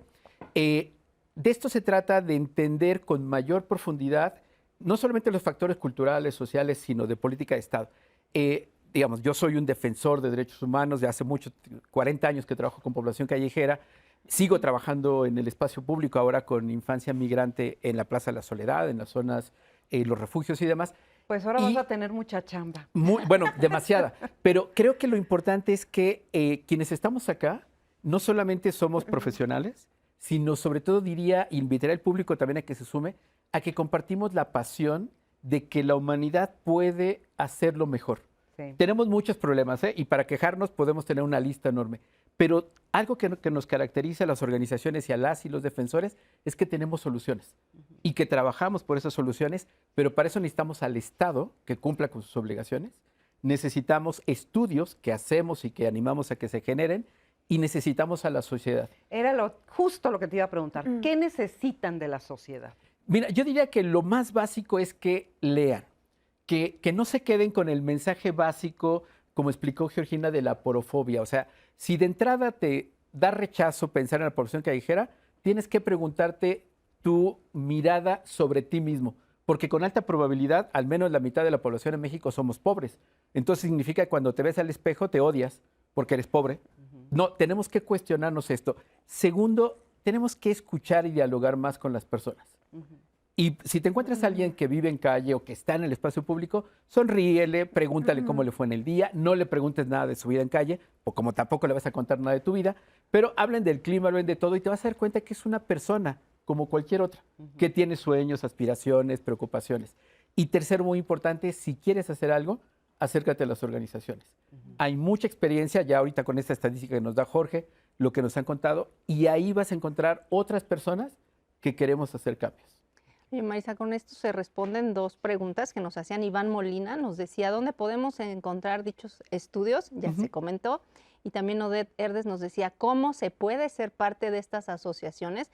Ya se explicó. De todas maneras, si les parece bien, pues aquí en las redes sociales se van a quedar los datos de las asociaciones para que los que estén interesados puedan acercarse, ¿no? Contactarse con ustedes. Y necesitamos muchas manos y muchas cabezas. Sobre todo. Oye, y ahorita pues se viene una ola con la migración tremenda, ¿no? ¿Qué están previendo? ¿Qué consecuencias puede tener esto? Que yo creo que es una pregunta. Mira, yo creo que la primera, y animaría nuevamente con este tema que estamos hablando, es que hay muchas familias migrantes y lo que necesitan es empatía, no discriminación. No nos van a robar el trabajo, no nos van a quitar el aire, que además está contaminado. No, o sea, son personas muy trabajadoras, personas que vienen huyendo de condiciones de violencia, de crisis políticas y demás, y lo que necesitan es empatía. Y creo que es muy importante, ahora hay una gran demanda de la población migrante para quedarse en nuestro país. Necesitamos que el Estado, a través del de la Comisión Nacional para Refugiados y todas las instituciones que les corresponden, no se planteen como primera noción deportarlos, o como le llaman eufemísticamente, retorno asistido humanitario. Es deportación. No, lo que necesitamos es que se puedan quedar en este país, particularmente los que tienen niños y niñas, porque es su derecho. La Corte Interamericana de Derechos Humanos estableció en la opinión consultiva número 21 que todos los países, y México especialmente porque están acá, tiene obligación de protección internacional reforzada. Vamos a decirlo de otra manera, no es por las personas adultas, es por los niños y niñas. Y cierro el comentario. Piensen ustedes por un momento que nos están mirando, que tienen que salir hoy con lo que traen puesto y que van a otro país. ¿Qué esperarían en otro país? ¿Qué esperarían de los ciudadanos de otro país? Pues que nos echen la mano, que alguien te ayude, poder conseguir un trabajo para yo poder mantener a mi familia. Hagámoslo en este país con ellos y con ellas, que no son muchos, de verdad no son muchos, que México tiene capacidad, pero sobre todo que mantengamos esa imagen internacional de hospitalidad. Ese es otro tema muy complicado porque no tiene un chorro, yo que como estoy hablando ahorita. Como en diálogos en confianza. Como en diálogos en confianza. Tiene muchas aristas, ¿no? Entonces es un tema complicado. Pero te voy a decir algo que yo creo que es el sentir de muchos de nosotros, y a ver ustedes qué opinan, que es que no cabemos, o sea, y el sentir de la gente es, no cabemos, no hay suficientes trabajos, no, la situación económica está fatal, para además que lleguen más personas. ¿Esto es real? ¿Es así? ¿O es una percepción equivocada que tenemos? ¿Qué dirían ustedes? A ver, ya sé tu opinión, déjame ir para acá. Te lo cuento, con datos. Sí. A ver, yo lo que creo es que tenemos en esta posibilidad de ser una sociedad mejor, tenemos que ser, y de mayor respeto hacia la otra persona, tenemos que garantizar mejores condiciones. Uno camina por las calles de cualquier colonia y vas a encontrar papeles donde se requiere a empleados. Hay empleo. El problema son las condiciones de la oferta de ese empleo. Entonces, si aquellas personas que tienen la oportunidad de ofrecer un empleo a gente mexicana o a extranjera, a cualquier persona, quitemos nacionalidades, es que lo haga de una manera respetuosa y digna. ¿Es difícil por todo lo que implica la carga laboral y todo ese otro tema? Por supuesto que lo es. Pero el asunto es que no vamos a mejorar esas condiciones si no podemos basarnos en un respeto y en garantizar que las condiciones de vida sean dignas para la gente, ya sea que están en la calle y tienen que pasar la noche en la calle o en cualquier otro techo fijo, ¿no? Creo que lo importante es eso, Marisa, Azucena, el poder generar esa empatía con la gente. Humanizarnos más, ¿no? Humanizarnos pero además entender que no tenemos que ser abusivos. Si no les queremos llevar a otro nivel, por lo menos no ser abusivos de la gente y respetarlos en una manera como ser humano, como nos gustaría, ya se dijo, que nos traten a nosotros en otros espacios. Así es. Muy bien. Pues vamos a ir a otra pausa ya, Su. A otra pausa, pero les quiero leer este comentario. Nos dicen acá, la información es concientización, la conciencia se forma en el transcurso de la actividad social. Muchas gracias al Señor Jesús. Superbueno.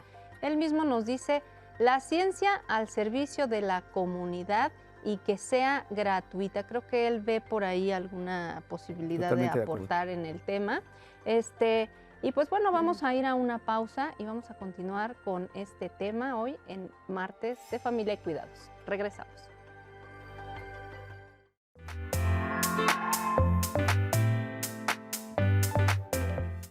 Este tema es doloroso y este tema no lo queremos hablar porque implica reconocer problemas estructurales. Que nadie de verdad desea estar en la calle. Es que no tienen otra alternativa. Es decir, de lo donde vienen es peor que estar en calle. Más allá de cómo les digamos, porque termina siendo intrascendente, es reconocerles que son personas, que tienen derechos, que tienen equivalencia humana como nosotros.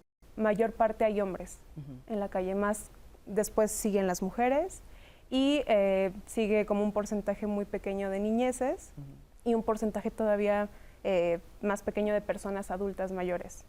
Y cuando el Estado falla, pues es cuando vienen muchos problemas. Y es aquí donde podemos encontrar a muchas organizaciones o instituciones de derechos humanos que pueden acompañarnos cuando no encontró apoyo en ninguna persona y en ningún círculo social, por el tema que sea. Las estadísticas de violencia en México, la casa es donde más violencia hay. Sí. Cuando realmente no hay esos espacios de contención, como ya fue escrito, buscan otros espacios, otras personas con los cuales sentir un poco más de seguridad, sentir la confianza de que ahí no se van a sentir agredidos.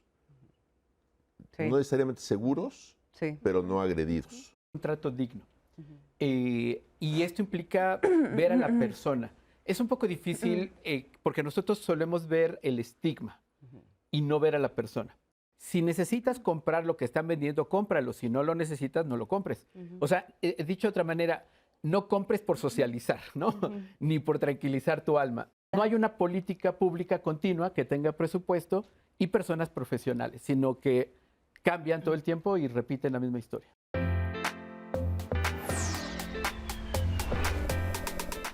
Pues continuamos y ahora le queremos presentar a continuación una entrevista que le hicimos a Marisela Pérez de Aldeas Infantiles SOS. Ella lleva más de 19 años trabajando con niños y nos habla de esta parte no solamente social, que es muy importante, sino también esta parte del corazón, del cariño, del amor. Veamos.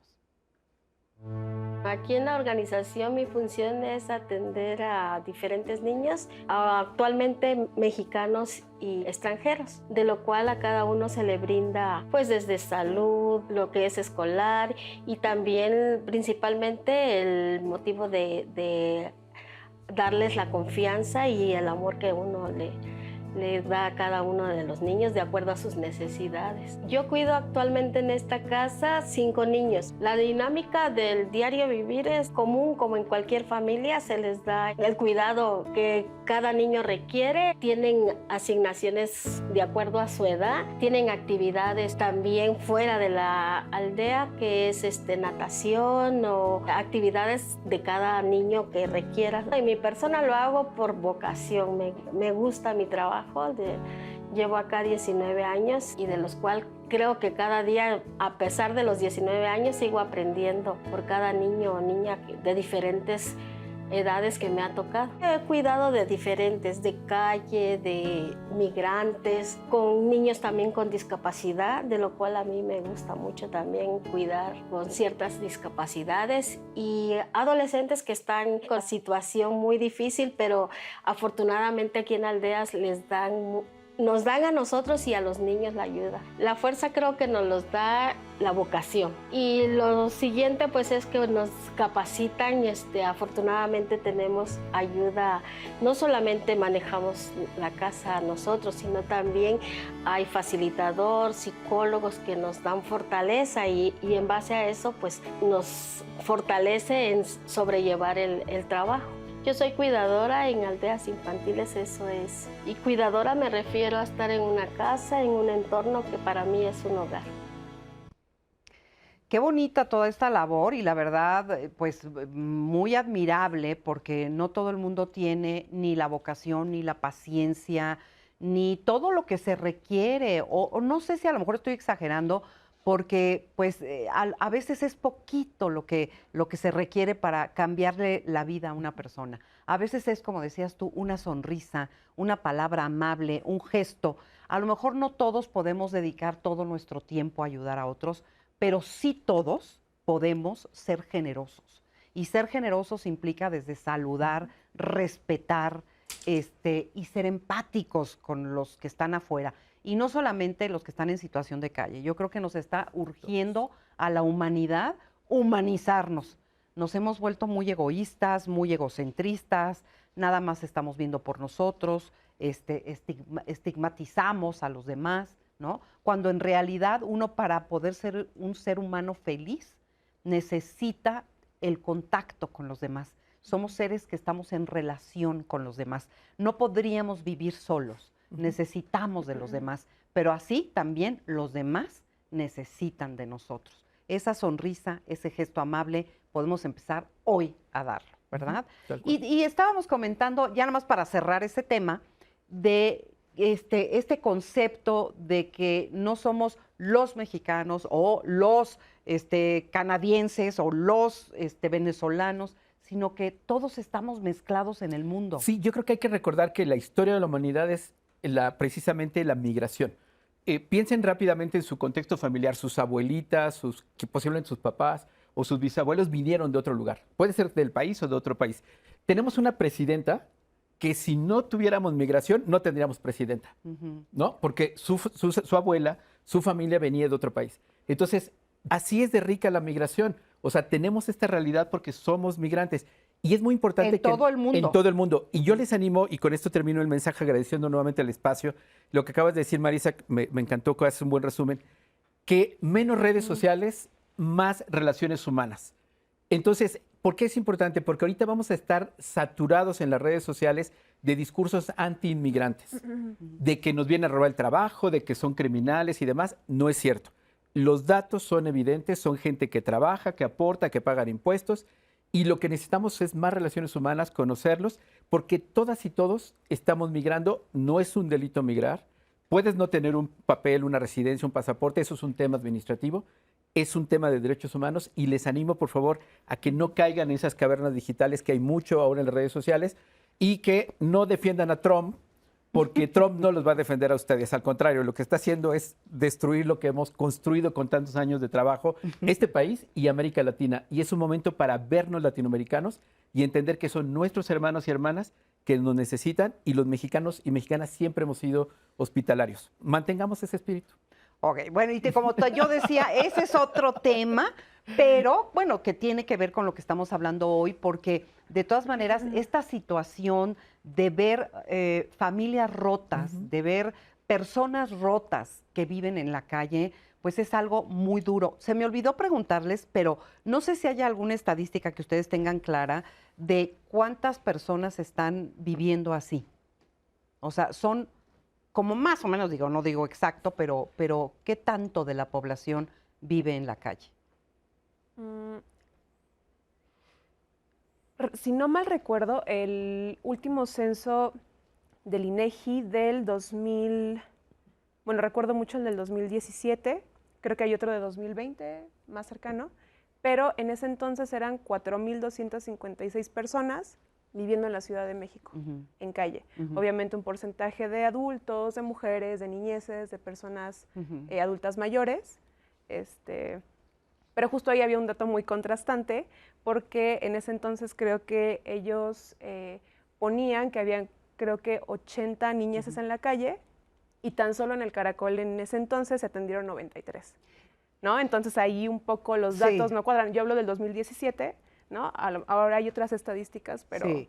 No, y pues son estadísticas muy cambiantes que van moviéndose mucho, pero a lo que voy es que de todas maneras es una población pues muy importante que está ahí y que las vemos en las calles y los vemos en lugares específicos donde de repente, por ejemplo, comentaba yo que en el Metro Juárez, de repente ves empieza a anochecer y de repente es un tendido lleno de gente que está ahí en esa situación, durmiendo, pasando frío, pasando todo este tipo de cosas, ¿no? Es una realidad. Marisa, me gustaría compartirles un testimonio que llegó de forma anónima vía telefónica y nos dice: viví un tiempo en la calle debido a la enfermedad del alcoholismo. Muchas circunstancias me llevaron a ello. Primordialmente fue el no solicitar ayuda en el momento oportuno. En la calle residían hombres y mujeres a quienes sus familias los habían abandonado o ellos mismos habían huido, aunado a factores como el entorno de violencia y la escasez de oportunidades para trabajar dignamente. En mi caso fue muy difícil, pero logré pedir ayuda y vivo feliz con mi familia ahora. Fíjate qué importante. ¿Esto qué les resuena? Pedir ayuda. Creo que algo importante en estos testimonios es que hay opciones de vida fuera de la calle. O sea, las llamadas que se han recibido hoy, los comentarios, son una evidencia viva de cómo pudieron tener otras oportunidades y de cómo es posible con la ayuda de diferentes esfuerzos, ¿no? De diferentes personas también que se acercan. Ya se decía en el testimonio del video, quienes estamos en esto estamos con la disposición y con la creencia de que las cosas pueden ser diferentes. Y entonces y este ejemplo que nos compartes, Azucena, es uno más de todas las diferentes opciones. Solamente decirles, en ProNiños de la Calle tenemos la experiencia de más de 1,100 jóvenes que han tomado la decisión de dejar la calle y vivir en otros espacios. Y así un número de cientos de familias o de niños y niñas que deciden estar en otra situación.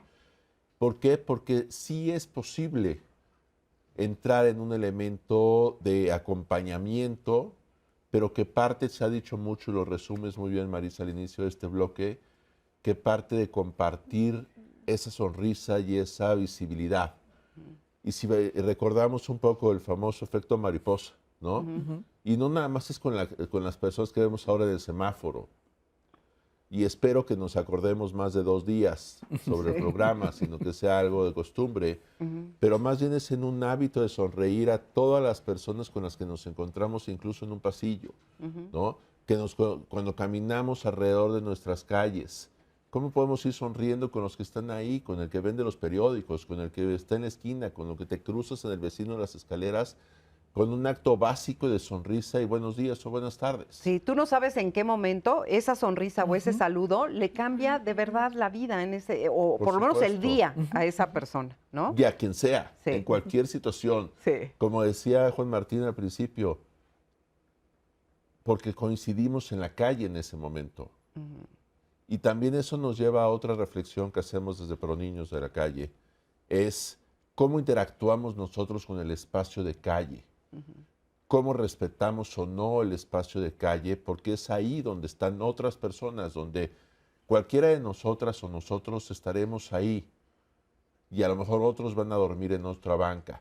Y recuerdo hoy un espacio en un ejercicio ahí que se hizo respecto a qué mejoraría. Le preguntaron a niños en una escuela, ¿qué mejorarías en este espacio, un espacio público? Y era un parque de una colonia. Y uno de los niños con los que trabajamos, una de las niñas con los que trabajaba, resulta que lo que dice, y pone en la nota, yo lo que mejoraría y pediría a la alcaldía, porque era un ejercicio de la alcaldía con la comisión con el CIPINA, el Sistema Integral para la Protección de Niños, Niñas y Adolescentes, de la opinión de los niños para mejorar los espacios públicos en la Ciudad de México. ¿Y qué pedirían? ¿Parques? Pues algunos, pero la niña con la que trabajamos dijo que no poden los árboles tan frecuentemente, porque me quitan la sombra, porque yo duermo en esa banca. Ay, mira. ¿No? Sí. Entonces es una cosa súper dura, pues, ¿no? El Estado está pensando que es poner una resbaladilla nueva o es poner una pintadita y vamos a pintar y luego poner el letrero de la inversión pública. Y para algunos, esa banca representa el espacio para dormir. Sí, tu techo, ¿no? ¿No? Sí. ¿Qué te gustaría, qué mensaje te gustaría dejar? Ay, pues creo que coincido con Juan Martín, con Jorge, en que tenemos que ser más humanitarias, más humanitarios. Tenemos que dejar de ver a las personas que viven en la calle con un estigma, y creo que siempre están distintas organizaciones civiles que pueden ayudar para la sensibilización en estos temas, ¿no? Pienso mucho que ahora en el Caracol llegan muchas solicitudes preguntándonos qué hacer con una persona que vive en el parque atrás de donde yo vivo, ¿no? Entonces, generalmente ahí lo que hacemos es acercarnos, hablar con la persona, nunca la forzamos a ir a un albergue o a hacer algo que no quiera, y eso es parte de un buen trato, ¿no? Si tú quieres darle una moneda, si tú quieres darle una cobija, creo que es una decisión personal, pero podemos ver un poco más allá, ¿no? Es una persona que tiene derechos y creo que podemos encontrar personas que nos acompañen para saber qué hacer. Claro, y que no la están pasando nada bien también, que es una realidad, ¿verdad? Pues muchísimas gracias por el espacio. Ojalá estos diálogos que se han hecho pues ya 27 años, ¿no? Se mencionaba, se continúen, y creo que una de las cosas valiosas, yo recuerdo de los primeros de hace 27 años que me tocó venir acá para hablar de infancia callejera, es que tenemos que recordar que son personas. Particularmente pensemos en los niños y niñas, porque ahí está por un lado sus derechos, pero también su proyecto de futuro. En la perspectiva en que nosotros asumamos que lo que nosotros como ciudadanas y ciudadanos, como autoridades o quienes el rol que tengamos, estemos haciendo, va a ayudar a que ese proyecto de futuro sea mejor o que tenga más limitaciones. No tenemos que dejarles a ellos y ellas solo la responsabilidad de, como los testimonios que nos contaron, con un gran esfuerzo personal. Sí se necesita, pero necesitamos que las familias se fortalezcan, necesitamos que el Estado haga sus cosas y que los medios también ayuden a compartir estos diálogos. Así es. Y déjame nada más rápidamente, antes de que se nos vaya el tiempo, Azú, nada más recordar que la próxima semana vamos a tener un tema completamente diferente. Vamos a estar hablando acerca de las rupturas amorosas de nuestros hijos. ¿Qué hacemos en familia cuando nuestros hijos están sufriendo y doliéndose por una ruptura amorosa? ¿Desde dónde ayudas? ¿Cómo ayudas? Ese va a ser el tema de la próxima semana y no quería que se me olvidara. Sí, justo, bueno, es que Sam nos escribe y nos dice que muchas gracias por el programa porque le ayudamos a ver y entender todas estas situaciones de los niños en calle, aunque la situación y el ambiente es hostil, ¿por qué están ahí y qué puede hacer para ayudar? Así es que muchas gracias por vernos. Se queda el programa grabado completito para los que lo agarraron ya casi al final y lo quieren ver completo, lo pueden ver en las redes sociales. Ahí está completo, Marisa. Y queda ahí el mensaje de hemos sembrado el día de hoy esta semillita de que no pasemos por alto y nos hagamos como que no nos damos cuenta de una realidad que está frente a nuestros ojos. Todos somos seres humanos y todos aspiramos a lo mismo, ser felices, ser queridos, ser amados y ser respetados. Muchas gracias por haber estado con nosotros hoy.